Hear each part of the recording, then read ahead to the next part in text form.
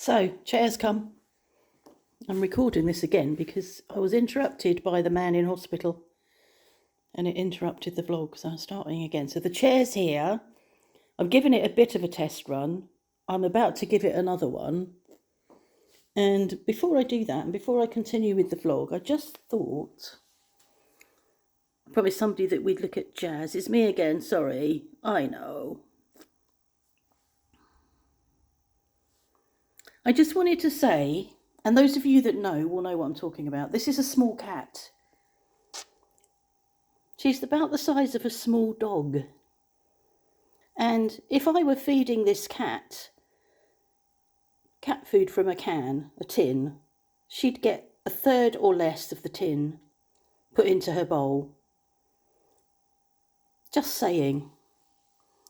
Okay, hold tight. Oh, that's as high as it goes. I won't kick the foot out, otherwise I'll kick you away. It's very comfortable, very comfortable. It's really difficult at the moment with the light. The light keeps changing, the weather keeps changing. We've got a storm forecast that's going to come in across the channel. I don't think we'll get the full force of it this far in, but they're talking about the storm being as bad as the storms in 1999, which is not good. So it's been getting a bit windy, and I think we forecast rain again this afternoon. I've been having various phone calls with Mark, thinking he's going to come home, and then maybe he's not. They won't. The surgeon, despite talking to Mark last night and saying to him, probably go home tomorrow, has not, it appears, hasn't passed that news on to those that need to know. I'm moving you because that's better, isn't it? The light's really poor because I'm underneath the light. It's probably not a good thing, really. Hold on. Don't go away. There, I think that's better. I've turned off the overhead light, so it's still not brilliant. My lamp by my Mac has gone kaput, so the light in here is not so good. Yeah, he doesn't seem to have passed on his wishes to the nursing staff, and the nursing staff won't, even though I've made an appointment for a physio appointment for Mark for Thursday morning in Chauvigny using DocClib, which was brilliant because it means I don't have to make phone calls in French. He has to have somebody come out to him tomorrow. It's like they won't release him if there's not a physio booked for tomorrow, but that's their responsibility. And I think things got lost in translation yesterday, so I'm getting messages from Mark saying, you need to sort out a physio, but actually it's them that needs to sort the physio out, not me. But he's doing well. They didn't mobilise him yesterday, and there wasn't any sign of that happening this morning. And I said to him, you really need to ask them to get you up, because you need somebody to get you up the first time so that there's somebody there, just in case you aren't steady, because you don't know how you're going to feel. So he did eventually say, call a nurse and ask to be got up so he could go to the bathroom, and he went to the bathroom and he stood at the sink and had a shave, which is good. I'm quite pleased about that. He said the only time he felt a bit of a balance issue was when he had the flannel on his eyes. Well, that happens to me in the shower. If I've got my eyes closed, I can just feel a little bit less steady. So it's like, you really need to see where you are for balance. And I think that's a thing that happens when you're older. I don't think when you're younger it's like that, but as you're older you need to have all of your senses to keep your balance. So he was really pleased with that, and when he spoke to me he was sitting in the chair beside the bed, so that was good because I was pleased he was out of the bed. They've replaced his compression bandages. I don't know whether I don't think he's seen the dressing. So yeah, the idea was that I would go down and possibly bring him home, but that might not be the case. I need to go to the pharmacy. The pharmacy, they delivered this morning. They were going to ring me and they didn't. They just turned up, but it's really good, really efficient. Came in, installed this. installed one of the toilet seats, and I'll put the other one on upstairs. Bought a bottle with them, but I don't think he's going to need a bottle. But it'd be handy to have in the bedroom overnight, I suppose, so he doesn't have to hobble to the bathroom. So yeah, they came with that this morning, but I need to go back there this afternoon, and I think we've agreed that what he probably would work well with is just oh god, of course they brought the chair in and the door was open and all those fucking flies are in. A stick, one of those sticks with the 4 feet, because I think it sounds like he's probably going to be, because he was quite mobile before.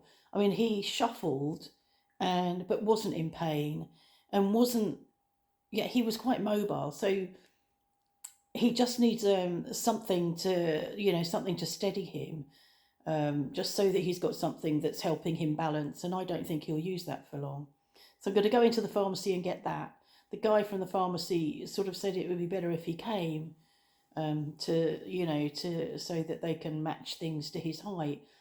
But if they won't let me bring him home today, I want him to have something that he can walk with, because they don't supply them in hospital. I mean, that's a big difference between the UK and here. Here, I'm very happy because he was meant to have this procedure in July, which was really quick. It was a month after seeing the surgeon. So he saw the surgeon in June, who booked him in for July, and then that didn't happen. I'm not sure why. It was a very young guy. I'm not sure what happened. And then it was rebooked for this last Monday that's just gone. So there's been a bit of a wait, but nothing like the wait that people are having in the UK. So that's the good part. And the good part, I feel that he's getting good care. They're doing all the things they need to do. It's a lovely hospital. It's a lovely room. It costs us. It doesn't cost us. It's €50 a night, but we won't pay that. That'll come out of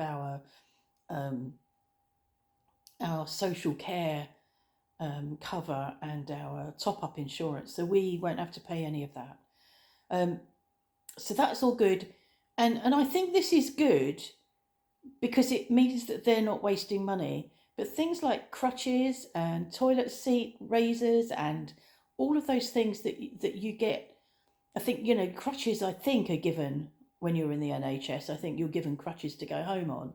Things like that, and people just don't take crutches back. I don't know how many crutches are never returned. So it's like another cost to the NHS. Well, that doesn't happen here.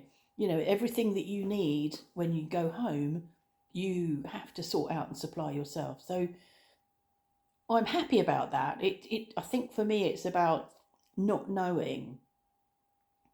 But yeah, I'm happy about that. And like all your X-rays, you're responsible for those, and you take them with you on your appointments. And that there's no big facility that is storing thousands and thousands and thousands of medical records and X-rays. And I can remember a friend of mine, Vanessa, was working in medical records, and she injured herself really badly. She got some shoulder injury. I can't remember what it was called now. It's something to do with something sleeve.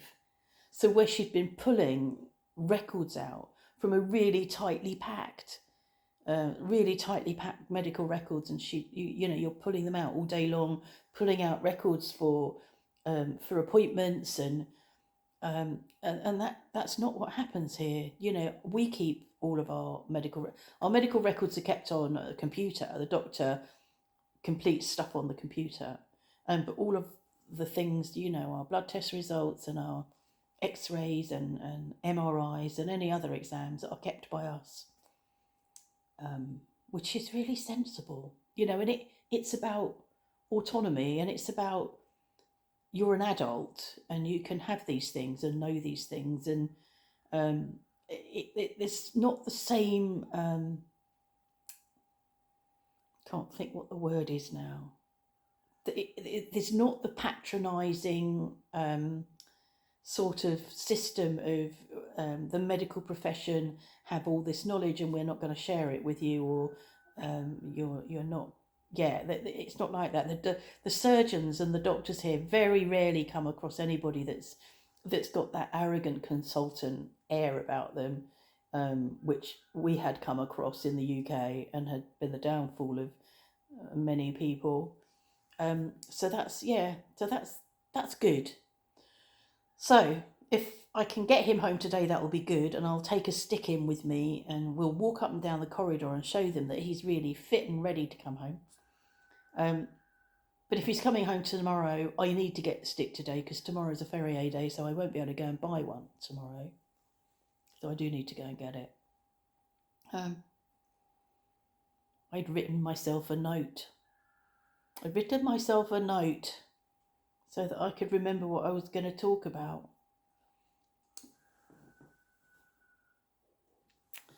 So last night I went to bed early again. It was about, I don't know, about 9:45, 20 to 10. Read for a bit, probably about 20 minutes. Turned my phone on to silent so that if I got any messages come through after I'd gone to sleep, I wouldn't be disturbed by them. And there was a WhatsApp message that came through at about 11 o'clock. Put my book away, put my CPAP mask on, and could hear a faint bleeping noise.